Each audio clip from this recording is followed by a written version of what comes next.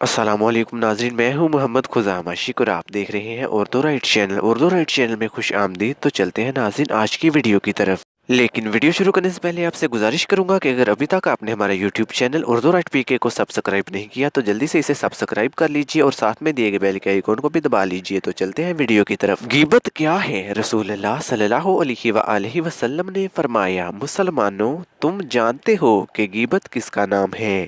جب تم پیٹھ پیچھے اپنے مسلمان بھائی کا ذکر برائی کے ساتھ کرتے ہو تو اگر وہ برائی اس میں ہے تو یہ غیبت ہے، اور اگر وہ برائی اس میں نہیں ہے تو یہ تہمت ہے۔ غیبت زنا سے بڑا گناہ۔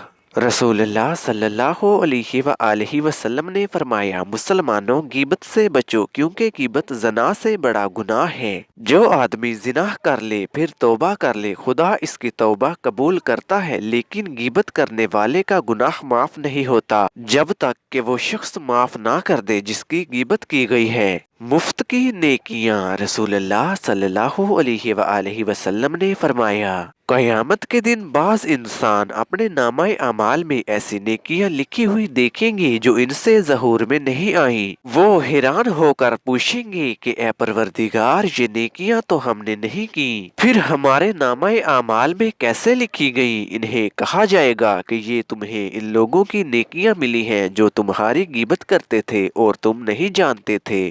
غیبت جنت سے محرومی کا باعث۔ رسول اللہ صلی اللہ علیہ وآلہ وسلم نے فرمایا، جنت میں داخل ہونا ہر بےہودہ کو آدمی کے لیے حرام ہے۔